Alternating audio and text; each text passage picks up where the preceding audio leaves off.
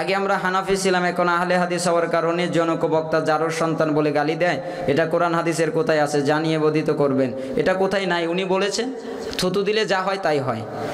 আমাদের এলাকায় আপনারা কি জারোর সন্তান? আস্তাগফিরুল্লাহ, সন্তান? তাহলে যে বলেছে সে। আমাদের এলাকায় যিনি পীর বলে দাবি করেন তিনি নবীর তরিকায় কোনো আমল করেন না, অথচ মুখে নবী প্রেমিক এর পরকালীন নবী প্রেমিকের পরিণতি কি বিস্তারিত আলোচনা করবেন, সময় নেই। এটা অনেকে করে, অনেকে বলে আহলুস সুন্নাহ ওয়াল জামা। এখন আমরা সমাজে যত আহলুস সুন্নাহ ওয়াল জামা দেখি এগুলো হলো আহলুল বিদা। বিদাতের যত আস্থা আখড়া আছে সবগুলোই আহলুস সুন্নাহ ওয়াল জামাতের এই ব্যানারের ভিতরে ঢুকিয়েছে। যত বিদাত, যত শিরক, এটা ওদের ফিরকার নাম কত চমৎকার, কিন্তু যত শিরিকের কৌশল আছে সব ওদের ভিতরে পাবেন। পীর পূজা, মাজার পূজা, কবর পূজা সব ওদের ভিতরে আছে। এই জন্য আহলুস সুন্নাহ ওয়াল জামা এটা ভালো না, কিন্তু বর্তমান আমাদের সমাজে এটা খারাপ অর্থে ব্যবহার হচ্ছে। যে কোনো সমস্যার কারণে তাবিজ সুতা পরা যাবে কি যাবে না? শিরক। মান তাআল্লাকা তামিমান ফাকাদ আশরাক, যে ব্যক্তি তাবিজ ঝোলালো, কিছু ঝোলালো, সে শিরিক করলো। যিনি পীর দাবি করেন তিনি ফরজ সালাতে ইমামের পিছনে সূরা ফাতিহা পড়তে নিষেধ করেন। লা সালাতা লিমান লাম ইয়াকরা বিফাতিহাতিল কিতাব, যেই ব্যক্তি সালাতে সূরা ফাতিহা পড়ে নাই ওই ব্যক্তির সালাত হয় নাই। কে বলেছেন? আল্লাহ নবী। আপনি বলবেন যে না, এটা তো আল্লাহ নবী বলে নাই। আপনি যদি বলেন লা সলাতা ইল্লা বিফাতিহাতিল কিতাব, ওই হাদিস দিয়ে দলিল দেন কেন? আপনি এই হাদিস দিয়ে দেন, লা সলাতা লিমান লাম ইয়াকরা বিফাতিহাতিল কিতাব। যেই ব্যক্তি, মান ব্যাপক, মান কি? আপনি বলবেন এটা ব্যাপক না, আপনার বুদ্ধি নাই তাই বোঝেন নাই। ইমাম বুখারী বোঝে নাই, উনি অধ্যায় কায়েম করেছেন বাবু জিবিল কিরা লিল ইমামি ওয়াল মামুমি ফি সলাতি কুল্লিহা ফিল হাজারি ওয়াস সাফারি ওয়া মা ইউজহার ফিহা ওয়া মা ইউখাফাত। প্রত্যেকের জন্যই কিরাত পড়া ওয়াজিব, সূরা ফাতিহা পড়া ওয়াজিব। সেই ইমাম হোক, মুক্তাদি হোক, সফরে হোক, বাড়িতে হোক, জোরের হোক, আস্তের হোক, যেই কোনো সালাতে ইমাম মুক্তাদি কিরাত সূরা ফাতিহা পড়বে, এটা ওয়াজিব। আবার বলে যে ইমাম যখন কিরাত পড়ে তখন পিছনে কিরাত পড়ো না। ঠিক আছে, কিরাত পড়লে কিরাত পড়া যাবে না, পিছনে কোনো কিরাত চলবে না, কিন্তু সূরা ফাতিহা কিরাত না। আপনি যদি বলেন সূরা ফাতিহা কিরাত না, আপনাকে কে বলেছে? বলেন তো কিরাত কয় আয়াতে হয়? কয় আয়াতে? ছোট 3 আয়াত, আর বড় কয় আয়াত? তাহলে সূরা ফাতিহা পড়েন আলহামদুলিল্লাহি রাব্বিল আলামিন আর রহমানির রহিম মালিকি ইয়াউমিদ্দিন, আল্লাহু আকবার, হবে না সালাত? কিরাত তো। আপনি তো বলছেন কিরাত, তাহলে এটা 3 আয়াত পড়েন। তার মানে আপনি যে অর্থে কিরাত বুঝিয়েছেন এই অর্থে এটা কিরাত নয়, এটা উম্মুল কিতাব, কোরআনের মা। এটা ছাড়া সালাত হয় না। উনি ভুল বলেছেন, উনি বুঝতে পারেননি।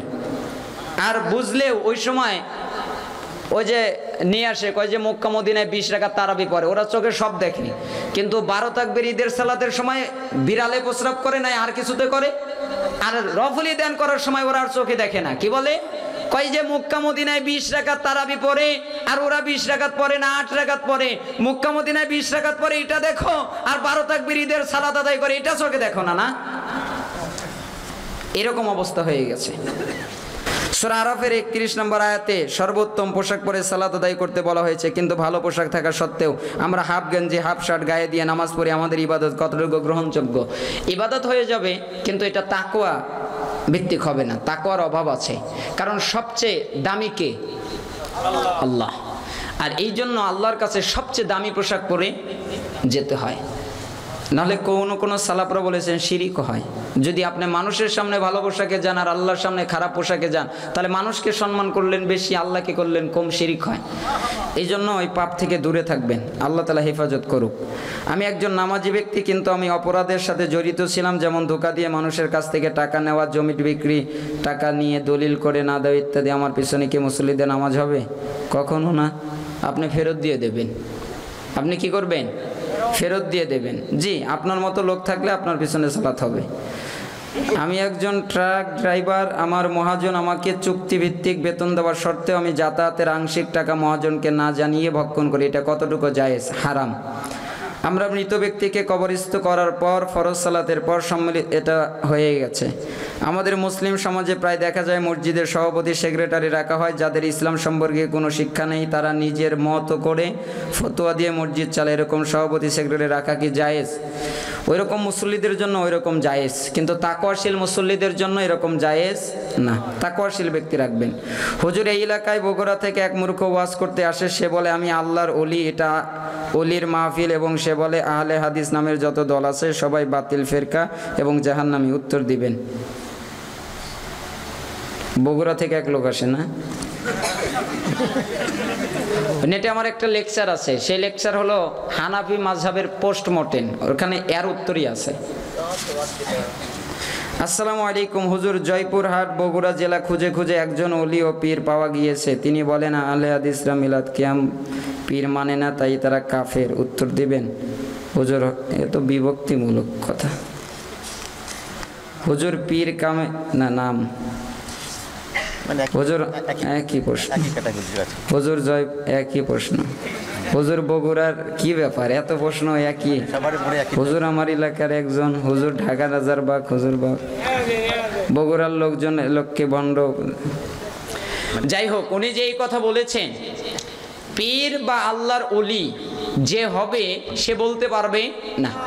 সালাসুন মুনজিবাতুন ওয়া সালাসুন মুহলিকাত, ফাআম্মাল মুনজিবাত ফাতাকওয়াল্লাহি ফিস সিররি ওয়াল আলানিয়া ওয়াল কওলু বিল হাক্কি ফির রিদা ওয়াস সুখ ওয়াল কসদু ফিল গিনা ওয়াল ফাকর, ফাআম্মাল মুহলিকাত ফাহাওয়ান মুত্তাবাউন ওয়া শুহু মুতাউন ওয়া ইজাবুল মারই বিনাফসিহি ওয়া হিয়া আশাদ্দুহুন্না। লাস্টের অংশ শুধু বলি, কোন ব্যক্তি নিজেকে নিজে সম্মানিত মনে করা এটা সবচেয়ে খারাপ। সবচেয়ে খারাপ কি? নিজেকে নিজে সম্মানিত মনে করা। আমি আল্লাহর ওলি কিনা আমি তো জানি না, কে জানে? আল্লাহ জানে। আমার ভিতরে ভয় থাকা উচিত, আমার ভিতরে তাকওয়া থাকা উচিত, আমার ভিতরে আল্লাহর ভীতি থাকা উচিত, আমার ভিতরে ভয় কাজ করা উচিত, আমাকে আল্লাহর কাছে কান্নাকাটি করা উচিত। আমি জান্নাতে যাব না জাহান্নামে যাব এটা আমার জানা নাই। আরে আপনি কিসের আল্লাহর ওলি? সাহাবীরা পর্যন্ত কাঁদছিলেন, মুআয ইবনে জাবাল কাঁদছিলেন, আনাস ইবনে মালিক কাঁদছিলেন, একজন সাহাবী কাঁদছেন। একজন এসে জিজ্ঞাসা করলেন মাইবুকি, কাঁদেন কেন? উনি বলছেন আমি কেন কাঁদি জানো? আল্লাহর নবী বলেছেন ইন্নামা হুমা কবদাতান ফাকবদাতুন ফিন নার ওয়া কবদাতুন ফিল জান্নাহ। আদম সন্তানের দুই রূহগুলো দুই মুষ্টিতে ভাগ হয়ে আছে, একটা জান্নাতে আর একটা জাহান্নামে। ওয়ালা আদরি ফি আইয়িল কবদাতাইনি আকুনু, আমার জানা নাই আমি কোন মুষ্টিতে আছি, ওই ভয়ে আমি কাঁদছি। সাহাবীরা কাঁদতেন ভয়ে, আর আপনি আল্লাহর ওলি হয়ে গেছেন এটা প্রচার করছেন, তার মানে আপনি যে শয়তান এতে কোনো সন্দেহ নাই। যে নিজেকে বলবে আমি সবচেয়ে ভালো, আমার চেয়ে ভালো আর কেউ নাই, এ হচ্ছে সবচেয়ে বড় শয়তান। কে জানে আপনি ভালো? আপনাকে বলতে বলেছে বলে কে? আমিও জানি না আমি ভালো কি মন্দ, আমিও জানি না আমার অবস্থা কি, আমিও জানি না আমার কি হবে, আমিও জানি না আমার জান্নাত হবে না জাহান্নাম হবে, এটা আমার জানা নাই। অতএব কান্না উচিত, কাঁদাকাটি করা উচিত, আল্লাহর ভয় অন্তরে থাকা উচিত, আর নিজেকে সবসময় তুচ্ছ মনে করা উচিত। সে কখনো আল্লাহর ওলি বলবে না নিজেকে। মানুষেরা বলতে পারে লোকটা দেখে আল্লাহর ওলি মনে হয়, ভিন্ন কথা, কিন্তু নিজেকে নিজে বলবে না। ওয়াহিয়া আশাদ্দুহুন্না, এটা হচ্ছে সবচেয়ে বেশি খারাপ। হাদিস কোথায়? মিশকাত 5122 নম্বর হাদিস, খুলবেন, ওইখানেই দলিল আছে। যাই হোক, আর কথা বলতে চাচ্ছি না। মা আনা আলাইহি ওয়াসাবি এর একটু ব্যাখ্যা করে দিন তো। মা আনা আলাইহি ওয়াসহাবি, আমি আর আমার সাহাবীরা যার উপরে আছি তার উপরে যারা থাকবে। এখানে বোঝানো হয়েছে মা আনা আলাইহি আল ইয়াউম ওয়াসহাবি, আমি আর আমার সাহাবীরা আজকের দিনে যার উপরে আছি। আজকের দিন কি? নবী মুহাম্মদ সাল্লাল্লাহু আলাইহি সাল্লাম যার উপরে ছিলেন, তিনি কিসের উপরে ছিলেন? কোরআনের উপরে। কথা বলেন না কেন? কিসের উপরে ছিলেন? কোরআন। কোরআনটা সাহাবীরা বুঝেছেন কিসের মাধ্যমে? হাদিসের মাধ্যমে। হাদিসটাকে বুঝেছেন কিসের মাধ্যমে? সাহাবীদের মাধ্যমে। সাহাবীদের কওল বুঝেছে কিসের মাধ্যমে? তাবিদের মাধ্যমে। আরবি ব্যাকরণ অনেক পরের কথা। আগে কোরআনকে বুঝতে হবে হাদিস দিয়ে, হাদিসকে বুঝতে হবে সাহাবীকে দিয়ে, সাহাবীদের কওলকে বুঝতে হবে সালাফ তাবিদের মাধ্যমে, তারপরে পরবর্তী প্রজন্ম। তো মা আনা আলাইহি আসহাবি এর অর্থ হলো, এর মূল বক্তব্য হলো যারা কোরআন এবং সুন্নাহকে মেনে নেয় তারাই হচ্ছে হক।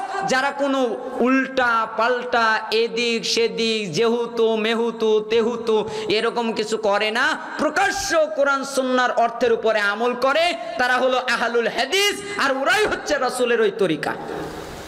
কথা বুঝতে পেরেছেন? ওরা হচ্ছে কোন দল? যুগে যুগে আহলুল হাদিস। আহলুল হাদিস কোনো দল না, আহলুল হাদিস একটা মানহাজ, আহলুল হাদিস একটা কি মানহাজ, একটা পদ্ধতি। আচ্ছা, আহলুল হাদিসরা সবচেয়ে বেশি ভালোবাসে কিসে? আল্লাহ নবী। হাদিসে। কিসে ভালোবাসে? কোরআন ও হাদিস, হাদিস ও হাদিস। কোরআনের অনেক জায়গায় আল্লাহ তাআলা কোরআনকে হাদিস বলেন নাই? ফাবি আইয়ি হাদিসিম বাদাহু ইউমিনুন। অনেক জায়গায় আল্লাহ তাআলা 14 জায়গায় কোরআনকে হাদিস বলেছেন। আল্লাহ নাজানা হাদিস। তাহলে হাদিস যারা মানে তারা হচ্ছে কি আহলুল হাদিস, হাদিসের অনুসারী। আচ্ছা, হাদিস কার কথা? রাসূল সাল্লাল্লাহু আলাইহি ওয়াসাল্লাম যা বলেছেন, করেছেন, সমর্থন দিয়েছেন, তাই তো হাদিস নাকি? জাল হাদিস চলবে? জাল হাদিস তো রসুল বলে নাই, তাই তো তা জাল। জয়ীফ হাদিস রসুলের নামে সন্দেহ হয়, তাই তো তা জয়ীফ। আবার ওরা বলে কয় তোমার দাদাও তো জয়ীফ, তাহলে কি বের করে দাও? কয় না, তা তো বের করে দেই না। তো হাদিস আবার জয়ীফ হলে সমস্যা কি? দাদার মতো। আসলে বোঝেই নাই হাদিসটা জয়ীফ কেন হয়েছে। যে রাবি বর্ণনা করেছে তাদের ভিতরে সন্দেহ ঢুকেছে যে সত্য বলেছে না মিথ্যা বলেছে। এই ব্যক্তির স্মৃতি শক্তি ভালো নয়, হয়তো সে ভুলে গেছে। এই ব্যক্তির আচার আচরণ ভালো নয়, হয়তো সে খিয়ানত করেছে। তাই তো রাবির কারণে হাদিসটা জয়ীফ হয়েছে। ওটা রাসূলের কথা চূড়ান্তভাবে পৌঁছে নাই, তাই তো ওটা জয়ীফ। আর যে রাবির জীবনে মিথ্যার দোষ যুক্ত হয়েছে, ওই রাবির হাদিস জাল হয়েছে। তার মানে ওটা রাসূলের কথা নয়। অতএব যারা রাসূলের কথা মেনে নেয় তারাই হচ্ছে আহলুল হাদিস। আর মানা আলাইহি ওয়া সাহাবীর অর্থ হলো সাহাবীরা যার উপরে আছে, যেই মতের উপরে আছে, ওই মতের উপরে যারা থাকবে তারাই হচ্ছে জান্নাতি, তারাই হচ্ছে আহলুস সুন্নাহ ওয়াল জামাআহ। বুঝতে পেরেছেন? যাই হোক, আল্লাহ তাআলা আমাদের বোঝার তৌফিক দান করুন। আমি সময়ের স্বল্পতায় পরিপূর্ণ উত্তর দিতে পারি নাই, ভাঙা ভাঙা উত্তর দিয়েছি, ভুল ত্রুটি হতে পারে। আমি মানুষ, ক্ষমা সুন্দর দৃষ্টিতে দেখবেন। আল্লাহ তাআলা আপনাদেরকে কবুল করুন, এই মাহফিলকে কবুল করুন, এদের সাথে যারা জড়িত তাদেরকে কবুল করুন, যুবক ভাইদেরকে কবুল করুন।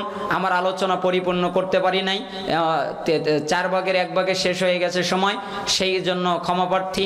আল্লাহ সুবহানাহু ওয়া তাআলা আমাদের সবাইকে ক্ষমা করে দিন এবং মা বোনদেরকে ক্ষমা করে দিন, যারা উপস্থিত তাদেরকে ক্ষমা করে দিন এবং আমাদের জন্য যা প্রয়োজন তা দান করুন, আমাদের জন্য যাওয়া প্রয়োজন তা থেকে হেফাজত করুন। এই দাবি রেখে এখানে আমি শেষ করছি। ওয়া আখিরু দাওয়ানা আলহামদুলিল্লাহি রাব্বিল আলামিন। আসসালামু আলাইকুম ওয়া রাহমাতুল্লাহি ওয়া বারাকাতুহু। তো এরকম পর্দা করিয়েন না, তাহলে অবস্থা জটিল হয়ে যাবে। বেশিরভাগ আলেম বলে থাকে ফরজ নামাজের পর মৃত ব্যক্তিকে দাফন করার পর ওয়াজ মাহফিল শেষে হাত তুলে মোনাজাত করা বিদাত নয়। যদি বিদাত হয় তাদের পরিণতি কি? এটা তো বিদাত না, এটা হলো অপমান করা। কি করা? অপমান। কাকে অপমান করা? রাসূল সাল্লাল্লাহু আলাইহি সাল্লামকে অপমান করা। বিদাত হয় 3 ভাবে। কয় ভাবে? একটা হয় বাড়ালে, আর একটা হয় কমালে, আর একটা হয় চেঞ্জ করলে। বিদাত হয় কয় ভাবে? 3 ভাবে। আচ্ছা, পরিপূর্ণ দিন তো বোঝেন, পরিপূর্ণ পানি, পরিপূর্ণ গ্লাস তো বোঝেন। এই বোতলটায় যদি পরিপূর্ণ পানি ভরা হয় কি করা লাগবে? পরিপূর্ণ করা লাগবে। এরপরে আমি যদি বলি এইটার পানি এইটা ঢালবো, কি করতে হবে? হয় পানি ফেলে দিতে হবে, নাই পানি রাখতে গেলে পানি পড়ে যাবে। ঠিক ইসলাম কমপ্লিট না? কমপ্লিট না? সূরা মায়েদার 3 নম্বর আয়াতে আল্লাহ বলেন নাই আল-ইয়াউমা আকমালতু লাকুম দীনাকুম? বলেন নাই দিন কমপ্লিট? তাহলে কমপ্লিট ইসলামে কিছু ঢোকে, কিছু কমানো যায়? তাহলে বিদাত হয় 3 ভাবে, বাড়ালে হয়, কমালে হয়, চেঞ্জ করলে হয়। ও হুজুর, আপনি তো বোঝেন নাই। আল্লাহর নবী ফরজ সালাত পড়ে আস্তাগফিরুল্লাহ পড়তেন 3 বার, আল্লাহু আকবার বলতেন, আল্লাহুম্মা আনতাস সালাম ওয়া মিনকাস সালাম তাবারাকতা ইয়া যাল জালালি ওয়াল ইকরাম, এটা পড়তেন। লা ইলাহা ইল্লাল্লাহ এই মর্মে দোয়া পড়তেন। আয়াতুল কুরসি পড়তেন। আয়াতুল কুরসি বললে কোথায় যাবে? জান্নাতে। বাদা কি মৃত্যু, মারা গেলেই জান্নাত। আরোগুলো দোয়া পড়তেন। আপনি মুনাজাত করে কি করেছেন? আপনি মুনাজাত করে রাসূলের এই দোয়াগুলো সরিয়ে দিয়েছেন। হুজুর, দোয়া তো ইবাদত, ঠিক আছে, কিন্তু আপনি তো বোঝেন নাই এইখানে আল্লাহর নবীর দোয়াকে সরায়া আপনি আপনার মতো করে দোয়া করছেন। আল্লাহর নবীকে অপমান করলেন, এই যে চেঞ্জ করলেন, রদবদল করলেন, এইটা বিদআত। বুঝেছেন? চেঞ্জ করা বিদআত, রদবদল করা বিদআত, অপমান করা বিদআত। যারা মুনাজাত করে রাসূলকে অপমান করে, রাসূল বেশি বোঝে নাই, ও বেশি বোঝে তাই ও করে।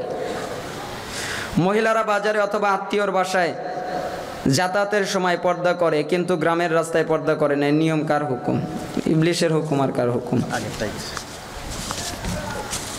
তো অনেক প্রশ্ন, এত উত্তর দেওয়া যাবে? দেখেন কোনটা সম্ভব হয়।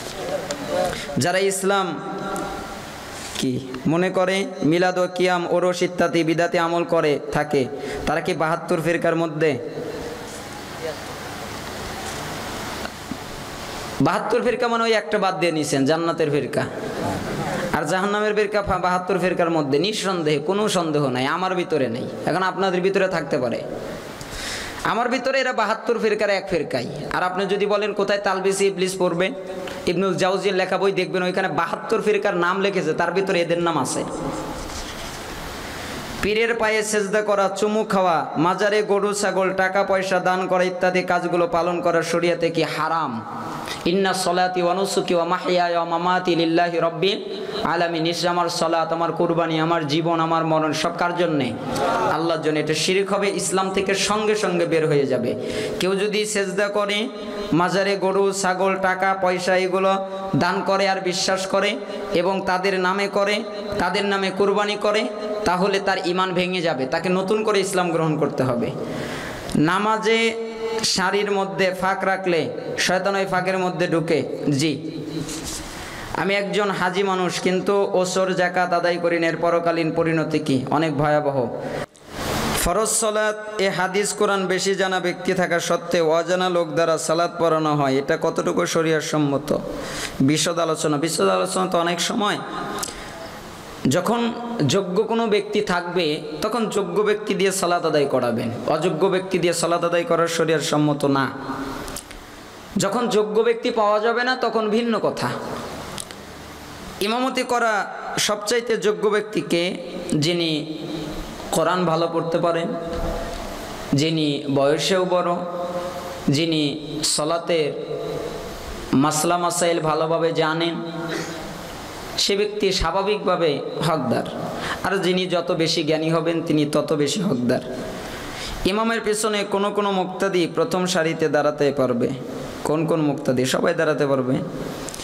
একজন লোক মসজিদ পরিচালনা করে, 5 ওয়াক্ত সালাত আদায় করে, কিন্তু তার সহধর্মিনী রাস্তার পাশে মহিলাদের সাথে বেপর্দা অবস্থায় বসে গল্প করে, ওই লোকের পরকালীন পরিণতি কি? সে দায়ুস যদি না বাদ দেয়। আমাদের এলাকার মহিলারা বেপর্দা, তাদের পরকালীন পরিণতি কি? পর্দা নিয়ে একটা কথা বলি, ওই যে নানি আর নাতনি দুইজন পর্দা করতেছে, আমাদের দেশের পর্দা তো ওই রকম, তো বলবো না কি? নানি নাতনি, তো নানি নাতনিকে বলেছে তুই উপরে থাক, লোক আসলে আমাকে বলিস, আমি পুকুরে গোসল করি। তো এই কথা বলে নাতনিকে উপরে রেখে গোসল করতে নেমেছে। পুকুরে তো একটু খোলামেলাভাবেই গোসল করছে। তো নাতনি দেখতেছে একটা লোক আসতেছে, তো নাতনি বলতেছে, ও নানি, লোক আসতেছে, লোক আসতেছে। নানি তাড়াতাড়ি করে কাপড় টাপড় জড়িয়ে উপরে উঠে এবার দেখে লোক তো আর কেউ নাই, এলাকারই লোক, নাম হলো ফটিক। কার? ও না, আমাদের গ্রামের লোক ফটিক, ওর কাছে আবার পর্দা করা লাগে। বললো লোক হইলো, লোক আসলে বলিস। কে আসলে বলিস? ফটিক লোক না। আচ্ছা গেল, আবার গোসল করতে নেমেছে খোলামেলাভাবে। এভাবে নাতনি আবার বলতেছে, ও নানি, ও নানি। এবার দেখে আরেকজন লোক আসতেছে, লোক আসতেছে, লোক আসতেছে, এবার কিন্তু লোক আসতেছে। তো নানি তাড়াতাড়ি করে কাপড় টাপড় জড়িয়ে উপরে উঠে দেখে এবার আর লোক কেউ না, এবার হচ্ছে লোক হচ্ছে চুরিওয়ালা, মানে ওই যে হাতে চুরি দেয়। তো নানি বলতেছে, তুই লোক টোক চিনিস না? ও আমাদের বাড়িতে চুরি দেয়, আমার হাতে চুরির মাপ দেয়, তুই চিনিস না? ও লোক হলো, ও না আমাদেরই লোক। লোক আসলে কোষ, লোক আসলে বলিস। তো নাতনি এবার আর কিছু বলে নাই। তৃতীয় পর্যায়ে আর একজন আসতেছে, এবার বলতেছে, ও নানি, এবার লোক এসেছে, এবার লোক এসেছে। তো নানি তাড়াতাড়ি করে উপরে উঠে দেখে এবার আর লোক কেউ নয়, এবার হচ্ছে দুধওয়ালা। তোর নানি খেপে গেছে, তুই লোক চিনিস না? ওরা আমাদের বাড়িতে প্রতিদিন দুধ দেয়, ওনা আমাদেরই লোক। তো নাতনি চিন্তা করতেছে, লোক আবার কি? তো নাতনি ভাবতেছে, পুরুষ মানুষ লোক না, সব মনে হয় মহিলা লোক। তো লোক আবার কে? ফটিকে লোক না, দুধওয়ালা লোক না, চুরিওয়ালা লোক না। কিছুক্ষণ পরে নানি গোসল করতে নেমেছে, এবার আসতেছে হুজুর। নাতনি আর বলে নাই, কেন? হুজুর তো পুরুষ, পুরুষ তো আর লোকই নেয়, ঠিক না? আর বলে নেই। তো যখন হুজুর ওই গোসলখানার সামনে এসেছে পুকুরে, তখন নানিকে দেখে পেলে চক্ষু নিচু করেছে, হুজুর মানুষ তো। তো নানি তাড়াতাড়ি করে কাপড় টাপড় জড়িয়ে নাতনির কাছে এসে বলেছে, তো এ গালে একটা ও গালে একটা, দুইটা কষে কষে চর মেরেছে আর বলেছে, তোকে বলি নাই লোক আসলে বলবি, এখনো লোক এসেছে আর বলসই নাই। তো লোককে বলেন তো, হুজুর ফটিকের লোক না অমুকে ওই কয় ওই মা বোনদেরকে যদি বলা যায় দেওরের সামনে পর্দা করেন না কেন, কোন আমারই ছোট ভাই, ওর কাছে আবার পর্দা করা লাগে, আমারই ছোট ভাই, বাসরতে আমার বড় ভাই, অথচ দেওরের সাথে দেখা করা কি সমতুল্য, ওর চেয়ে মরে যাওয়াও ভালো।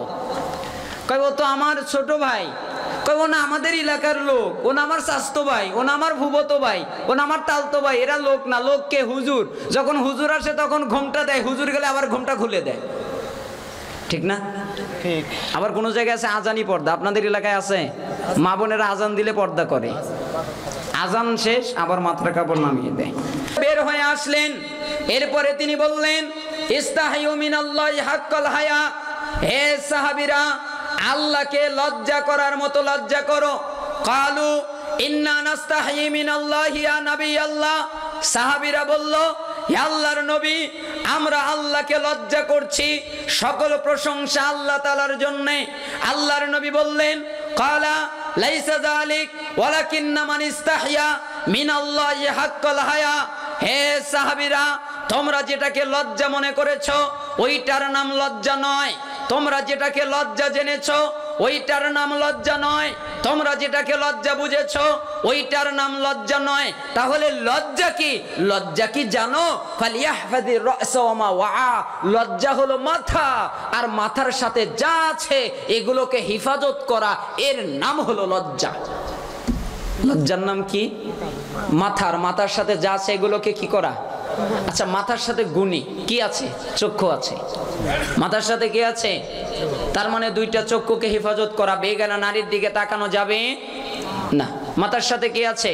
দুইটা কান, এই কান দুটাকে হেফাজত করা, অশ্লীল গান, অশ্লীল বাদ্য, অশ্লীল যন্ত্র, অশ্লীল কথা, অশ্লীল গালাগালি এগুলো কান দ্বারা শোনা যাবে না। মাথার সাথে কি আছে? জিহ্বা। মাথার সাথে কি আছে? ঠোঁট। মাথার সাথে কি আছে? মুখ। এর মাধ্যমে মিথ্যা বলা যাবে না, এর মাধ্যমে হারাম চিবানো যাবে না, খাওয়া যাবে না। মাথার সাথে আছে কি? ব্রেন। আল্লাহর বিরুদ্ধে ব্রেন ব্যবহার করা যাবে না। মাথার সাথে কি আছে? কপাল। আল্লাহ ছাড়া পৃথিবীর কারোর সামনে মাথা নত করা যাবে না। কোনো মাজারে মাথা নত চলবে না, কোনো বাবার সামনে মাথা নত চলবে না, কোনো দরগায় মাথা নত চলবে না। মাথা নত যদি করতে হয় একমাত্র আল্লাহর সামনে মাথা নত করবে, এটার নাম লজ্জা। ওয়ালিয়াহফাযিল বাতনা ওয়া মা হাওয়া, তোমরা কি লজ্জা বোঝো? লজ্জা হলো পেট, আর পেটের সাথে যা আছে এগুলোকে হেফাজত করা। পেট, পেটের সাথে কি আছে? স্টমাক, যেখানে খাদ্য জমা হয় ওইখানে হারাম খাদ্য যাবে না, এর নাম লজ্জা। পেটের সাথে কি আছে? লজ্জাস্থান তাকে হেফাজত করা। পেটের সাথে কি আছে? দুইটা পা তাকে হেফাজত করা। পেটের সাথে কি আছে? কলব, অন্তর তাকে হেফাজত করা। আলা ইন্না ফিল জাসাদি মুদগা ইযা সালাহাত সালাহাল জাসাদু কুল্লু ওয়া ইযা ফাসাদাত ফাসাদাল জাসাদু কুল্লু আলা ওয়াহিয়াল কলব, তোমাদের দেহের ভিতরে একটা গোশতের টুকরা আছে, যখন তা খারাপ হয়ে যায় তখন তোমার আমল আখলাক সব খারাপ হয়ে যায়, যখন তা ভালো হয়ে যায় তখন তার আমল আখলাক সব ভালো হয়ে যায়। আলা ওয়াহিয়াল কলব, ওই গোশতের টুকরার নাম কলব। কলব তো চিনি না, বলেন তো কলব কাকে বলে? আমিও আগে কলব চিনিনি, এই কিছুদিন আগে চিনেছি হাদিস পড়ার পরে। ইন্নামা সুমিয়াল কলবু মিন তাকাল্লুবিহি ইন্নামা মাসালুল কলব কামাসালি রিশাতিন মুআল্লাকাতিন ফি আসলি শাজারাতিন। কলবকে, অন্তরকে কলব বলে নামকরণ করা হয়েছে কেন তা কি জানো? অন্তর পরিবর্তন হয় তাই তার নাম রাখা হয়েছে কলব। অন্তর কি হয়? আচ্ছা আপনাদের অন্তর পরিবর্তন হয় না? কিছুদিন ভালো, কিছুদিন মন্দ, 10 দিন আল্লাহওয়ালা, আবার 10 দিন শয়তান। 20 দিন মসজিদে বেদে আসে, আর 15 দিন খবর থাকে না, আবার আসে। সকালে আসে, জোহরে নাই, জোহরে নাই, মাগরিবে নাই, ঈশা নাই, আবার পরের দিন ফজরে নাই, জোহরে আসে, আবার কোনো ওক্তে নাই, আবার কোনো দিন আসরে আসে, বাকি ওক্ত নাই। তার মানে আসে আর যায়, অন্তরের পরিবর্তন হয়। কেমন? একটা পালকের মতো যা গাছের ডালে ঝোলানো আছে সুতা দিয়ে, এরপরে যা বাতাস আসে তখন তাকে উলট পালট করে। অন্তর উলট পালট হয় তাই তার নাম কলব। অন্তর উলট পালট হয় দেখে কলব।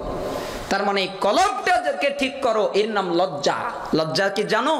এই পেটের সাথে লাগানো দুইটা হাত আছে, এই দুইটা হাতকে হেফাজত করা, এর নাম লজ্জা। ওয়ালিয়াহফাযিল বাতনা মা হাওয়া ওয়ালিয়াযকুরিল মাউত ওয়াল বিলা।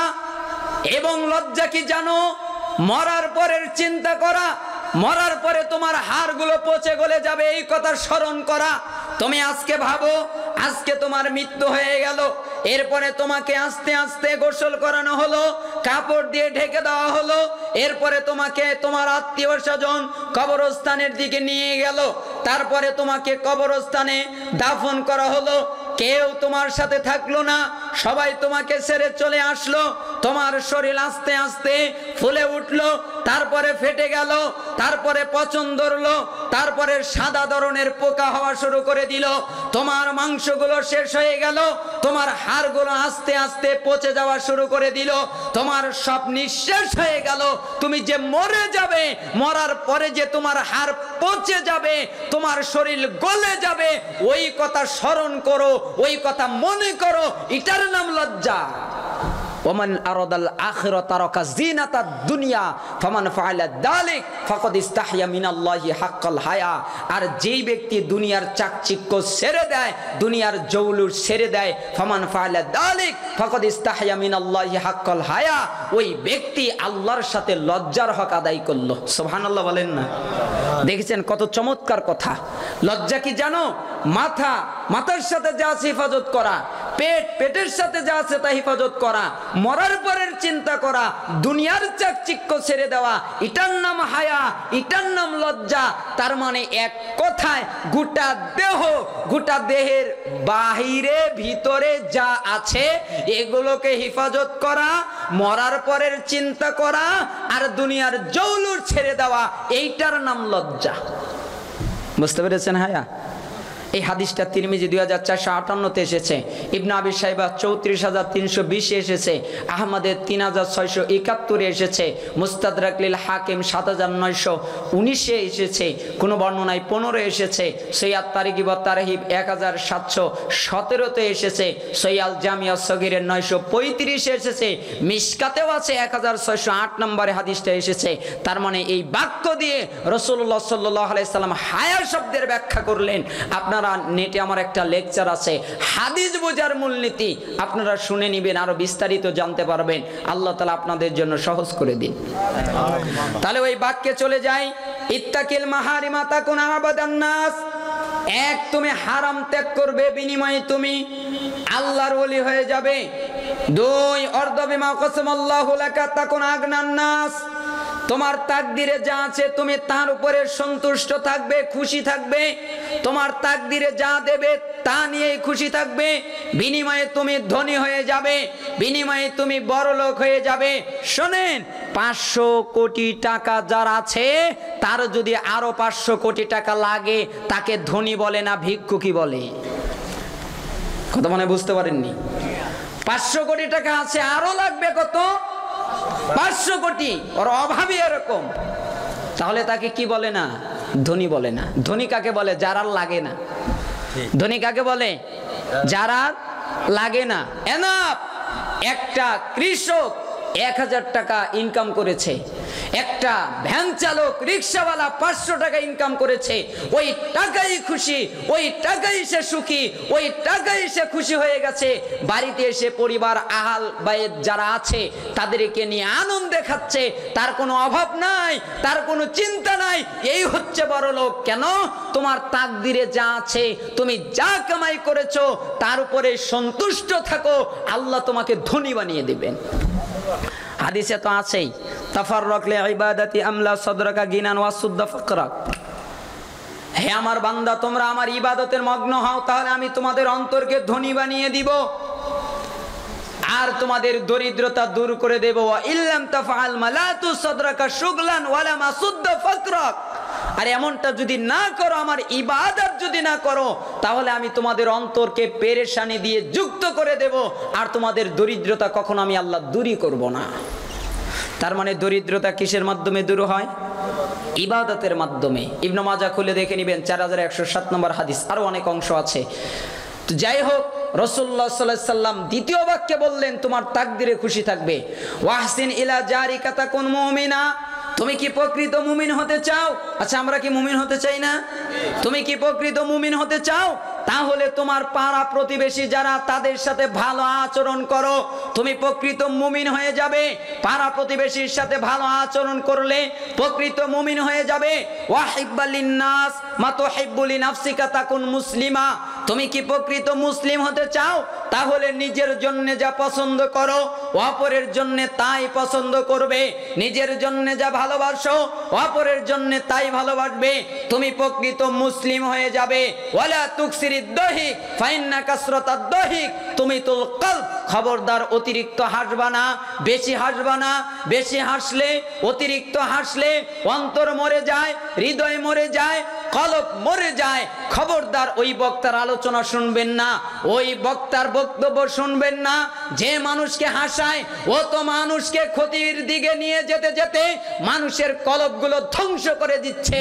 আল্লাহর নবী বলেছেন, তিরমিজির 2305 নম্বর হাদিস, মিশকাতের 5171 নম্বর হাদিস, 5টা কথার একটা কথা। 1, হারাম ত্যাগ করবে, আল্লাহর ওলি হয়ে যাবে। 2, তাকদিরে খুশি থাকবে, ধনী হয়ে যাবে। 3, প্রতিবেশীর সাথে ভালো আচরণ করবে, মুমিন হয়ে যাবে। 4, নিজের জন্য যা পছন্দ করো অপরের জন্য তাই পছন্দ করবে, মুমিন হয়ে যাবে। 5, অতিরিক্ত হাসবে না, অতিরিক্ত হাসলে হৃদয় মরে যায়। অতএব অতিরিক্ত হাসা থেকে বাঁচবে। আল্লাহ তাআলা আমাদেরকে এই হাদিস অনুযায়ী আমল করার তৌফিক দান করুন। সময়ের স্বল্পতায় আমি নিয়ত করেছিলাম 15টা হাদিসের ব্যাখ্যা করব। 3টা হাদিসে ব্যাখ্যা করতেই প্রায় 12টা বেজে গেছে। এই জন্য আমি আর বেশি আপনাদের সামনে সময় নিব না। 12টার ভিতরেই শেষ করার চিন্তা চেতনা আছে। রাসূলুল্লাহ সাল্লাল্লাহু আলাইহি সাল্লামের একটা বাণী স্মরণ করে দিয়ে, 2টা কওল দিয়ে, কয়েকটা প্রশ্ন এসেছে উত্তর দিয়ে আমার আলোচনার সমাপনী টানবো। আল্লাহ তাআলা যেন সহজ করে দেন, আমিন বলেন। আব্দুল্লাহ ইবনে আমর রাদিয়াল্লাহু আনহু তিনি বললেন, রাসূলুল্লাহ সাল্লাল্লাহু আলাইহি ওয়াসাল্লাম বলেছেন, আরবাউন ইযা কুন্না ফিকা ফালা আলাইকা মা ফাতাকা মিনাদ দুনিয়া। যদি তোমাদের কাছে 4টা জিনিস থাকে আর দুনিয়ার কোনো কিছুই যদি না থাকে, তোমাদের কোনো ক্ষতি নাই। যদি তোমাদের কাছে 4টা জিনিস থাকে আর দুনিয়ার যদি কোনো কিছু না থাকে, তোমাদের কোনো ক্ষতি নাই। তার একটা হচ্ছে হিফযু আমানাতিন, আমানত রক্ষা করা, ওয়াসিদকু হাদিসিন, তার 2 নাম্বার হচ্ছে সত্য কথা বলা, ওয়া হুসনু খলিকাতিন, তার 3 নাম্বার হচ্ছে সুন্দর চরিত্র, ওয়া ইফাতুন ফি তুহমাতিন, তার 4 নাম্বার হচ্ছে যে তুমি তোমার খানা পিনায় সাবধানতা অবলম্বন করবে। যদি 4টা জিনিস তোমার কাছে থাকে আর দুনিয়ার কিছুই না থাকে, তোমার কোনো ক্ষতি নাই। একটা হলো তুমি আমানত রক্ষা করবে। আল্লাহ যে কোরআন তোমার উপরে নাজিল করেছেন এটা আমানত। আল্লাহ যে ইসলাম তোমার উপরে নাজিল করেছে এটা আমানত। একটা লোক তোমার কাছে কিছু রেখেছে, এটা আমানত, এগুলোকে তুমি রক্ষা করবে। 2, তুমি সত্য কথা বলবে, কখনো মিথ্যা কথা বলবে না। 3, তুমি সব সময় উত্তম চরিত্র অবলম্বন করবে, কখনো তোমার চরিত্র খারাপ বানাবে না। 4, তুমি তোমার খানায় হালাল খাবে, কখনোই হারাম খাবে না। খাবারের সাবধানতা অবলম্বন করবে, খাবারে যেন হারাম ঢুকে না যায়। মিশকাতের 5222 নম্বর হাদিস অনুযায়ী যদি এই 4টা তোমার কাছে থাকে আর দুনিয়ার কিছুই না থাকে, তোমার দিনের কোনো ক্ষতি হবে না। কে বলেছেন? আল্লাহ নবী বলেছেন। ব্যাখ্যার সময় নেই, অনুবাদ করলাম। আল্লাহ তাআলা বুঝার তৌফিক দান করুন। 2টা কওল মনে রাখবেন। একজন সালাফ ইব্রাহিম ইবনে আদহাম রাহিমাহুল্লাহকে একজন লোক এসে জিজ্ঞাসা করলো যে কি ব্যাপার, আমরা আল্লাহর কাছে দোয়া করি কিন্তু আমাদের দোয়া কবুল হয় না, কারণটা কি? তখন ইব্রাহিম ইবনে আদহাম বললেন, 5 কারণে তোমাদের দোয়া কবুল হয় না। কয় কারণ? 5 কারণ। 1, আরাফতুমুল্লাহ ফালাম তুআদ্দু হাক্কাহু, তোমরা আল্লাহর পরিচয় পেয়েছো কিন্তু তার হক আদায় করো না, এটা একটা কারণ। আচ্ছা, আমরা আল্লাহর পরিচয় জানি না, আল্লাহর অস্তিত্ব জানি না, আল্লাহর আযাব কেমন জানি না, শুনিনি। আল্লাহর জান্নাত কেমন শুনিনি। আল্লাহর হাত আছে, পা আছে, ওয়াজ আছে, অস্তিত্ব আছে, জানি, শুনেছি। আল্লাহকে দেখা যাবে, পূর্ণিমার চাঁদকে যেমন দেখতে কোনো কষ্ট হয় না, আল্লাহকে দেখতে তার চেয়ে সহজভাবে দেখা যাবে, কোনো কষ্ট হবে না। তার মানে তোমরা আল্লাহর পরিচয় পেয়েছো ঠিকই, কিন্তু আল্লাহর হক আদায় করো না। ওয়া করাতুমুল কুরআন ফালাম তা'মালু বিমা ফিহি, তোমরা কোরআনে কারিম ঠিকই পাঠ করো, ঠিকই পড়ো, কিন্তু তার বিধিবিধান অনুযায়ী চলো না। কোরআনে আছে এটা হারাম, তা তুমি ত্যাগ করো না। কোরআনে আছে এটা নিষেধ, তা তুমি ত্যাগ করো না। কোরআন যা আদেশ করেছে তা তুমি করো না, কোরআন যা নিষেধ করেছে তা তুমি ত্যাগ করো না। তার মানে কোরআনের বিধিবিধান অনুযায়ী চলো না। ওয়াকুলতুম নুহিব্বুর রাসূল সাল্লাল্লাহু আলাইহি সাল্লাম ওয়া তারাকতুম সুন্নাতাহু, তুমি বলো যে আমি আল্লাহর রাসূলকে ভালোবাসি, আবার তুমি নিজেই রাসূলের সুন্নাতকেই উপেক্ষা করো। ঠিক না? কয় রাসূলের সুন্নাতকে খুব ভালোবাসি, কিন্তু নিজে আর পালন করার সময় করে না। অকুলতুম নালানু ইবলিস ওয়া তাআতুমুহু, তুমি বলো ইবলিস ভালো না, ইবলিস খারাপ, আবার তুমি নিজে ওই ইবলিসের কথাই শোনো। ওয়াল খামিসাতু তারাকতুম উয়ুবাকুম ওয়া আখাযতুম ফি উয়ুবিন নাস, 5 নাম্বার হচ্ছে তুমি নিজের দোষ ত্রুটির দিকে না তাকিয়ে আরেকজনের দোষ ত্রুটি নিয়ে ব্যস্ত হয়ে যাও। নিজে যে ভুল করো এটা দেখো না, নিজে যে গীবত করো এটা দেখো না, নিজে যে হারাম খাও এটা দেখো না, নিজে যে অশ্লীল কাজ কারবার করো এটা দেখো না, আরেকজনে কি করে তা নিয়ে ব্যস্ত হয়ে যাও। ঠিক না? অথচ উচিত ছিল নিজেকে দেখা। 5টা কথা মনে থাকবে না? 1, আল্লাহর পরিচয় পেয়েছো ঠিকই, কিন্তু হক আদায় করো না। এখান থেকে বুঝ আল্লাহর হক আদায় করতে হবে। 2, কোরআনে কারিম পাঠ করো ঠিকই, তার বিধিবিধান অনুযায়ী চলো না। এখান থেকে বুঝ বিধিবিধান অনুযায়ী চলতে হবে, কোরআন অনুযায়ী চলতে হবে। 3, তোমরা বলো রাসূলকে ভালোবাসি কিন্তু সুন্নাত ত্যাগ করো। এখান থেকে বুঝ ওই সুন্নাত অনুযায়ী চলতে হবে। 4, তোমরা বলো ইবলিস খারাপ, আবার তোমরা ইবলিসের কথাই চলো, তার মানে ইবলিসের কথা শোনা যাবে না। 5, তোমরা নিজেদের দিকে না তাকিয়ে আরেকজনের দিকে তাকাও, তার মানে হচ্ছে নিজেকে নিয়ে ব্যস্ত হয়ে যাবে, আরেকজনকে নিয়ে ব্যস্ত হয়ে যায়ও না। জামি বায়ানিল ইলমি ওয়া ফাদলিল ইমান যে আমল বর্ণনার অধ্যায় 1220 নম্বর কওল, শেষ একটা বাক্য। মোহাম্মদ ইবনে আবু ইমরান তিনি বললেন যে হাতেম আল আসমকে এক ব্যক্তি এসে জিজ্ঞাসা করলো যে আপনি আপনার জীবনকে কিভাবে পরিচালনা করেন। তখন উনি বললেন তাওয়াক্কালতু আলাল্লাহ আযজা ওয়া জাল্লা, আমি আল্লাহর উপরে তাওয়াক্কুলের উপরে জীবন পরিচালনা করি। তো তাওয়াক্কুলটা কেমন? কয় আমি তাওয়াক্কুলটাকে 4 ভাগে ভাগ করেছি। কয় ভাগে? এই কথাটা মনে রাখবেন। 4 ভাগে ভাগ করেছি। কয় ভাগে? 4 ভাগে। 1, আমি জানি আমার রিজিক আমার জন্য নির্ধারণ করে দেওয়া, আমার রিজিক আমি ছাড়া কেউ খাবে না, তাই আমি রিজিক নিয়ে কোনো চিন্তা করি না। কত চমৎকার কথা না? রিজিক কি করা? নির্ধারণ করে দেওয়া, তাই আমি রিজিক নিয়ে কোনো চিন্তা করি না। এখান থেকে বুঝ হলো যে ইমানদার মুমিন কখনো রিজিক নিয়ে চিন্তা করবে না। রিজিকের ব্যবস্থা কে করবেন? আল্লাহ করবেন। আপনার দায়িত্ব কাজ করে যাওয়া। 2, আমি ভালো করেই জানি আমার আমল আমাকে করতে হবে, আমার বাপ বন্ধু ভাই কেউ আমার আমল করে দিবে না। কেন? আমার আমলটা আমাকেই করতে হবে। যেহেতু আমাকেই আমার আমল করতে হবে, তাই আমি সব সময় সৎ আমল নিয়ে ব্যস্ত থাকি। কেমন নেই? সৎ আমল। যেহেতু আমাকে আমার আমল করতে হবে, তো বাতিল আমল করে লাভ কি? সৎ আমল কোনটা? কোরআন সুন্নায় আছে যা ওইটা সৎ আমল, কোরআন সুন্নায় নাই যা ওটা সৎ আমল নয়। তার মানে যেহেতু করতেই হবে তো সৎ আমল করে। এখান থেকে বুঝ আমাদের সবারই সৎ আমল করতে হবে। 3, মালাকুল মাউত তো আমার বন্ধু নয়, হঠাৎ করে আসবে। কেন? আমার তো বন্ধু নয়, কখন যে চলে আসবে। এই জন্য আমি মালাকুল মাউত আসার আগেই প্রস্তুতি নিয়ে থাকি যে মালাকুল মাউত যখন তখন আসলে আমার আর কোনো ক্ষতি নাই, কেন আমি প্রস্তুত। তার মানে এখান থেকে বুঝ হচ্ছে যে ইমানদারদের সব সময় প্রস্তুত থাকা উচিত। কখন যেন মালাকুল মাউত আসে, আসার আগেই তাকে প্রস্তুতি নিয়ে থাকা উচিত। এখান থেকে বুঝ হচ্ছে প্রস্তুতি নেওয়া। 4, আমি জানি তোমরা যেমন তোমার বাবার সামনে পাপ করতে লজ্জা পাও, ভাইয়ের সামনে পাপ করতে লজ্জা পাও, আমি আমার রবের সামনে পাপ করতে লজ্জা পাই। কেন জানো? আমার রব আমাকে দেখে তাই। যদি আমাকে না দেখতো আমি পাপ করতাম, কিন্তু আমাকে দেখে তাই আমি পাপ করতে লজ্জা পাই।